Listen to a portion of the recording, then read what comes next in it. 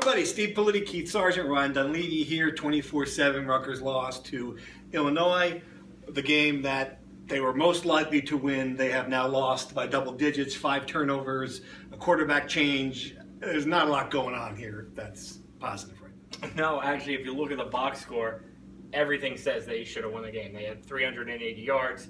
They had 23 first downs. For all the stat people who were like, poking fun at Rutgers stats last week, this is how empty stats can be, because Rutgers, by all accounts, should have won the game, and all they did was turn the ball over, shoot themselves in the foot, special teams mistakes, 4th down twice, they couldn't even handle the snap. I mean, it was a debacle. I mean, when you talk about stats, though, 5 turnovers is on the stat sheet, and that's, unacceptable. Chris Ash said it was unacceptable. The other thing that's not on the stat sheet are those 2 4th down plays, 4th and short, all times bad snaps. Coach Ash, after the game, said it was unacceptable. Drew Merringer said they got jumpy. He was obviously referring to Derek Nelson, the center. Those are the types of things that lose you games. Right. I think what's troubling, the bigger picture thing, which I'm trying to focus on here, is that we're 7 games into this, and we have no idea who the quarterback is. Not just between 2 guys. Yeah. It's between 4 guys. And, so we see Gio comes in, he sparks the offense, but then throws the pick 6 turnover to end the game, deflected pass, whatever, still makes that turnover. Because I think what we knew all along was that he's really not a passing type quarterback. So, I mean, what they said the competition is open, but where do they go? Yeah, we're kind of burying the lead here. Is that was the news after the game? Is quarterback competition is open?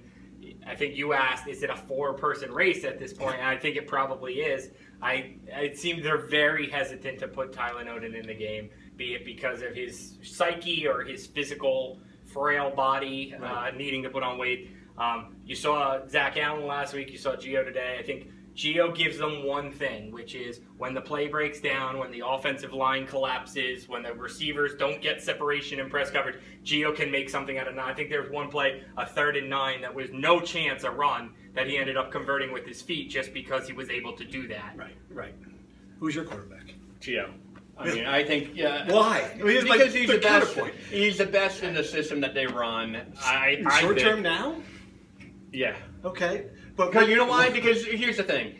And I get there, at some point you have to just throw everything out the window and say 2017 or bust. But you still have seniors, 50-year guys who you talk to, Darius Hamilton, JPO, who are playing their hearts out. I don't think you reach that point yet. Maybe November, when the calendar flips to November. It's after the bye. That's the answer. Probably. You probably start Gio against Minnesota. Yeah. And depending on how that goes, you have 2 full weeks, a bye, and we haven't seen Gio yet. I mean, I get that you think that Tylen or the St. Peter's kid or whoever else. It's always the flavor of the month. Yeah, any of these recruits or whatever. I get that, but we still haven't seen Gio really have a full week of preparation and the game plan tailored to him. You haven't seen it. If I'm inside Chris Ash's head right now, I think he's probably going to start Gio against Minnesota and give 2 weeks and then maybe see Odin for the final 4 games. Interesting vibe post-game. We had a long opening statement from defensive coordinator Drew Merringer. I've never really seen that before. I thought that was almost as big a story as the game, is how much, never seen that much emotion from a coach, a guy who wears his heart on his sleeve, obviously. I've talked to enough inside people. Drew isn't not working. Drew's trying, and you can see you can see that it's eating him alive inside, that it's something different every game. It's no yards, or it's yards with turnovers, or it's red zone deficiencies, or it's something. And I've never seen that before. I mean, a guy who honestly looked close to tears at the podium. Right. That's first for me, too. Going forward now, Minnesota, are they going to win another game? I think they're going to be underdogs in every game. That goes without saying. I just would like to see a quarterback who fits the system. I think the one question that you asked rather pointedly we never got an answer to is, why is Chris Laviano even involved? We're done with that. And I say that with all due respect, because you student athlete, I don't want to rip the kid, but we've seen enough of Chris Laviano. Just does not fit this offense, and they can't score. I mean, it was 11 quarters. I mean, it's been a decade since an FBS team didn't score a touchdown in over 11 quarters. It's mind-boggling. Let's do one quick update on the news from last week.